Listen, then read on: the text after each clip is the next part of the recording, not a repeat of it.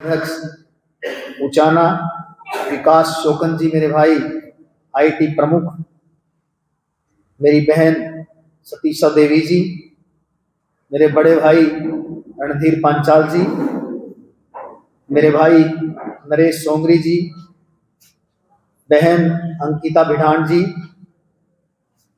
सतीश मित्तल जी, मेरे भाई छोटे भाई रमन भोसला जी, रोहतास खटकर जी, सभी हमारी पार्टी के ज्येष्ठ श्रेष्ठ कार्यकर्ताओं, मेरी मातृशक्ति, आप सबका मैं बहुत बहुत आभार, बहुत बहुत धन्यवाद करता हूं।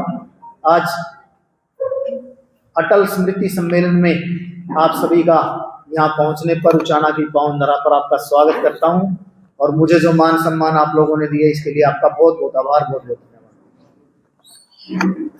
आज मुझे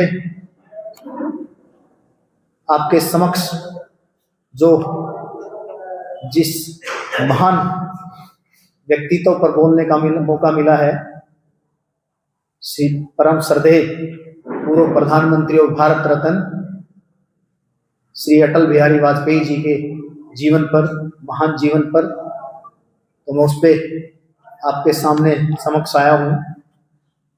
मेरे से पहले के दोनों वक्ताओं ने, मेरे बड़े भाई अमरपाल राणा जी ने भी और तजेंद्र ढुल जी ने भी बहुत बड़ी बड़ी बातें बताई, कितने महान व्यक्तित्व के धनी थे, उनका कद, उनके कद के बारे में। मेरे बड़े भाई रामचंद्र अत्री जी भी बैठे हैं, उनका भी मैं बहुत बहुत स्वागत, बहुत बहुत आभार व्यक्त करता हूँ, वो भी आए हैं।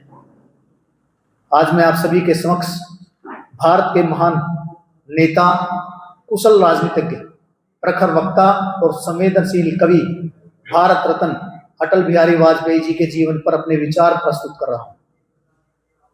अटल बिहारी वाजपेयी जी का जन्म 25 दिसंबर 1924 को मध्य प्रदेश के ग्वालियर नगर में हुआ।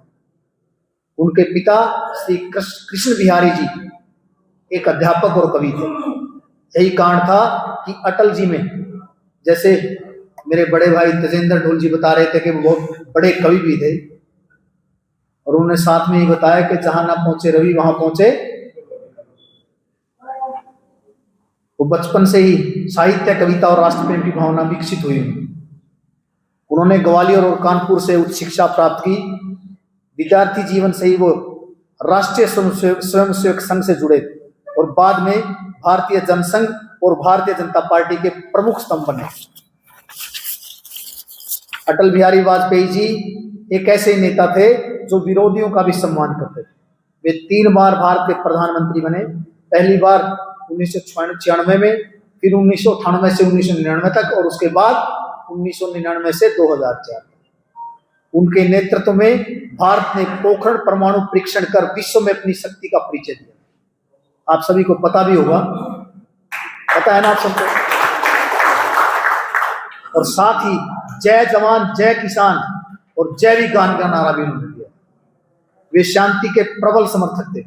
पाकिस्तान से संबंध सुधारने के लिए उनकी लाहौर बस यात्रा आज भी ऐतिहासिक मानी जाती है। उनका मानना था कि समस्याओं का समाधान युद्ध नहीं, संवाद से होना चाहिए।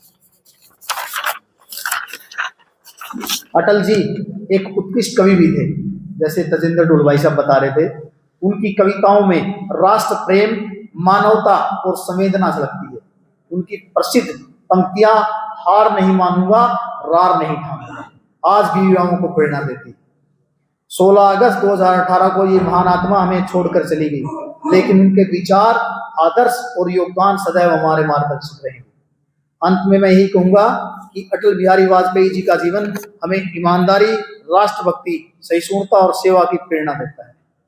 मैं सभी युवा साथियों से निवेदन भी करता हूं कि उनके लिए सच्ची श्रद्धांजलि यही है कि उनके दिखाए हुए रास्ते पर हम चलें, उनको फॉलो करें, उनको दिखाए हुए रास्ते पर चलें। आप सभी ने मुझे जो मान सम्मान दिया है, इसके लिए मैं आप सभी का बहुत बहुत आभार व्यक्त करता हूँ, बहुत बहुत धन्यवाद करता हूँ। सर्दी का मौसम है और सुबह सुबह आप लोग आए, इसके लिए भी आपका आभार, बहुत बहुत धन्यवाद। मैं कोशिश करता हूँ कि सप्ताह में कम से कम 5 दिन आप लोगों के बीच में रहूँ, और कोशिश करता हूँ कि हर व्यक्ति, कोशिश करता हूँ कि आप लोगों के बीच में रहूँ और उनकी, आपकी समस्याओं का समाधान हो। तो आप लोगों ने मुझे जो मान सम्मान दिया इसके लिए पुनः बहुत बहुत आभार।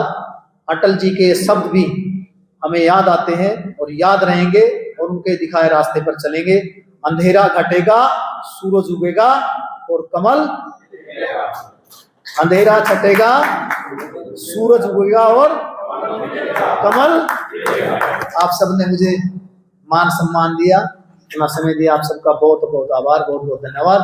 जय हिंद, जय हरियाणा, जय उच्चारण। अच्छा, राष्ट्रगान के साथ समापन होगा कार्यक्रम का।